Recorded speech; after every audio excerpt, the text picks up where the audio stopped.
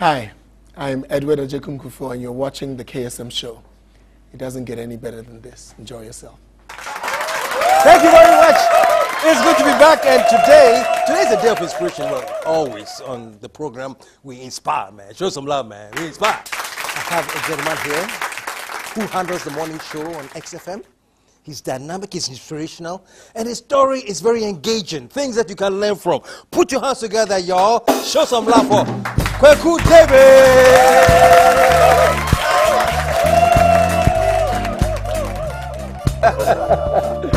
Good to see you, man. Have a seat, man. Welcome to the show. Thank you. I like interviewing the interviewer.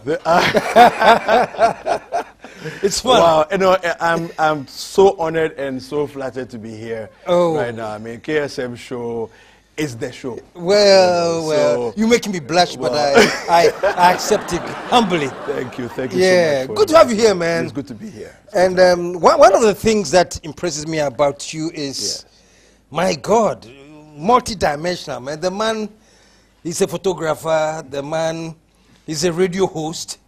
The man, he's a motivational speaker. You want more? The man is a pastor. You want more? He does everything, man. Well, good God.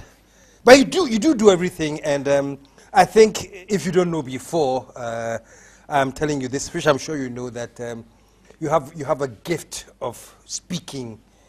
And I'm sure that's why you can easily do all of the things I'm talking about, because in all of them you need to be a very good speaker. I think that when you are blessed with a lot of talent and you discover the things that you're blessed with, you owe it to yourself to make sure that you don't go to the grave with anything left untapped. You know, so for me, I just believe that I just need to work hard and harder than everybody else around me if I can, just so that the rest of my environment, my community, wherever I find myself, is impacted by whatever God gave me, you know, before I go to the grave eventually. So, yeah.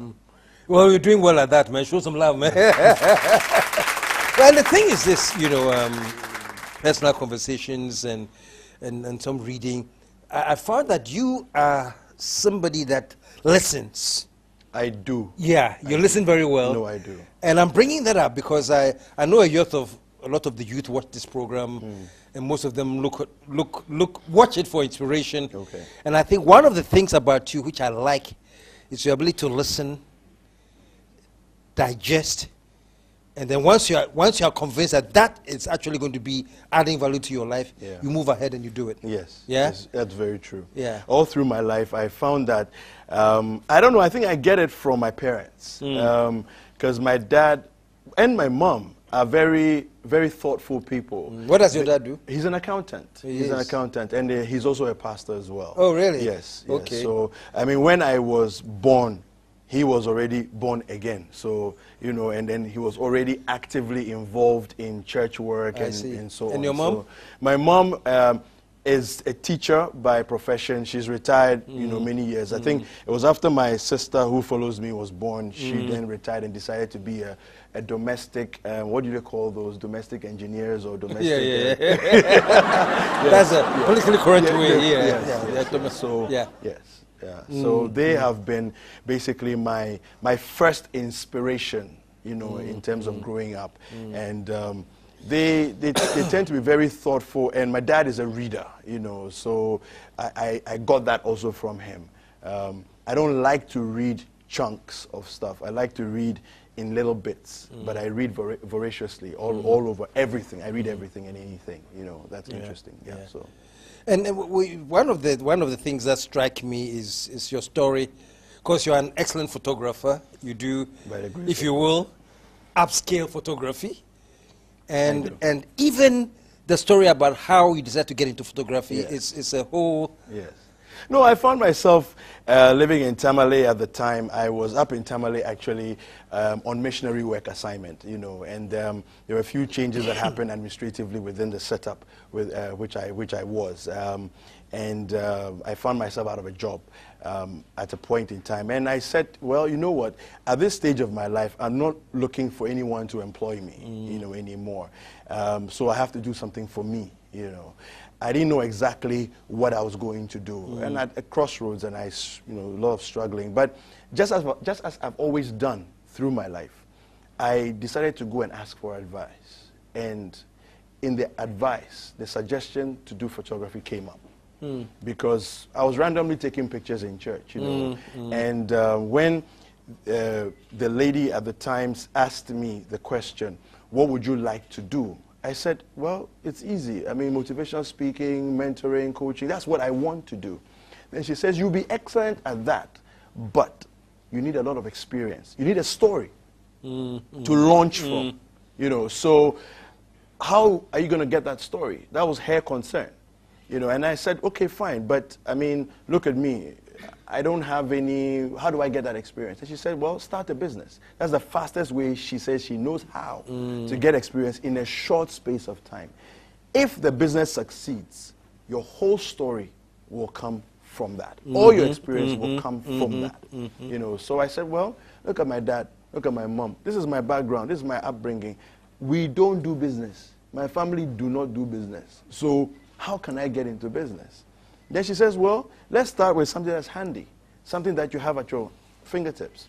You already take pictures. I've been seeing you in church taking pictures. Why don't you convert that into a business? So then I said, well, she was suggesting that, look, take the photography you're doing in church. Now go around town with a printer under your arm, taking pictures as a photo. I drove down the road after leaving her office, and then I saw a billboard. Steve Abebio had shot the original Glow billboards that came out. And Steve is my friend, and I happened to be at the first 2 days of that photo shoot. So I see the billboard, and I'm like, but Steve's kind of photography is very nice. So for the very first time since that conversation, it suddenly occurred to me that I can do this. Because I'm seeing something that's attractive, that seems to fit with my mindset, my perceived persona, station in life, whatever it is. I can actually do this. So then I take my phone, because I know Steve is my friend. So I called Steve Abebio and I said, I'm going to be a photographer. And Steve starts to laugh. And I'm like, Steve, I'm serious. Then he said something to me that revolutionized my thinking since then. He said, if you're serious, you will do well. And I think that for me, that has been one of the mantras, the mottos, whatever you can call it, that has stuck with me and motivated me and directed me. If you are serious, you will do well. Anything in life, if you are serious, you will. If you are serious. Yes, if you are serious, you will do well. So quite honestly, I mean, for me, that has been my motivation and the driving force, So basically, it started right from the get-go. Steve says, do 5 weddings, give your first 5 weddings out for free. So I said, okay, fine. Ever since then, any challenge, any new junction that I meet within the photography profession, I will always call Steve. What do I do next? A client calls, I call Steve. How much do I charge? What do I do? How do I approach this client? And he's always there on point to advise and direct. And I think that that's a very important thing for young people who are out there listening. Whatever business it is you're in, find a mentor, somebody who's gone out there ahead of you. And he's seen it before. Yeah. He's done it already. Yeah. Don't try to reinvent the wheel. Shortcut your progress by having conversations. So contact those who are experienced in it. Yes. And who have a proven track record. Who have a proven track record. And learn from that. Just learn from it. Don't try to make a new TV. That TV has already been made. Find out how they made it and just make one. Put your name on it and you have a TV. So that's the way it is. So what is the most useful lesson you have learned in terms of being inspired to be on your own? What one thing would you share with the youth that are listening now? I think I can say that focus is key. Concentration and focus. If you focus on something, you will magnify, signify, and perpetuate. These 3 things. You will make your office. You see, because when I was getting into photography, Steve and maybe 4 or 5 other people were the photographers as opposed to photographers. Say that again. Photographers, as opposed to photographers. You see, because we have the photos, and everybody can be a photo. But not everyone has the creativity, okay, and the business mindset to be a photographer. Okay, and there were just a few people on the landscape when I started. Now there's hundreds of people. Photographers? Yes. Yeah. You know, who are in there. They're either at EcoBank or Stanchart or wherever, and on the weekend, they are also doing this. You know, a few also have ventured to go solo on this, and this is the main business that they do. But when I was getting into it, it was just a handful of people.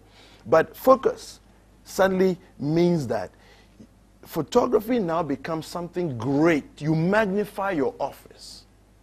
People begin to look at you as a serious person, and the business becomes glorified. It becomes something that becomes significant. So you magnify, you signify, and then you perpetuate. So that's it for me. You know. Well, note that down. Magnify, signify, and pepperfy. No, yeah. Well, that's great. What about personal life? What are you married? Well, you will not see a ring here, but don't let that deceive you. I got married on the 12th of March, 2005. I'm not divorced. 2005? I'm not divorced yet, so. Wow. Yeah. And, young, yeah? Yeah, 2005. I'm a little older than I look, actually. Well, at least that's what I get told. That's what I get told. I have a daughter. You have a daughter? Yes. That's beautiful. My wife and daughter don't live in Ghana, though. So. Oh, they don't live in Ghana? They don't live in Ghana. Oh. Yeah. So you married there, or you came here? I married here. You married here? Yeah. Then I shipped them out. Oh. Yeah. To go and born. To go and make life easier for all of us, if you can put it that way. That's actually a summarized. Yeah. You know, there's a lot of stories in there as well. Yeah. And when can we catch you on radio? You're doing the morning show? Yeah, the morning show, XFM, 6 a.m. to 10 a.m. every morning. Okay. Yeah. Okay, that's fantastic. Yeah. I start talking, well, I introduce the show at 6 a.m., but there's a lot of music. It's an entertainment station, so I play lots of music at the beginning. So from 8 o'clock going, I start to talk. Okay. Yeah, till 10. So, till 10. Yeah. Show some love, man. Kwaku David. Nice coming out here to hang out with me. It's good. And, being here. Giving us those inspiring things for the people to understand. Thank you so much. If you're serious, you will do well. You'll do well. You will do well. If you're serious, you do well. Absolutely. If you don't do well, you're not serious. Thank you, man. Thank you very much. All right. All right. I got it all mixed up now. I've got it all. Stick around, folks. There's more to come. We'll be right back.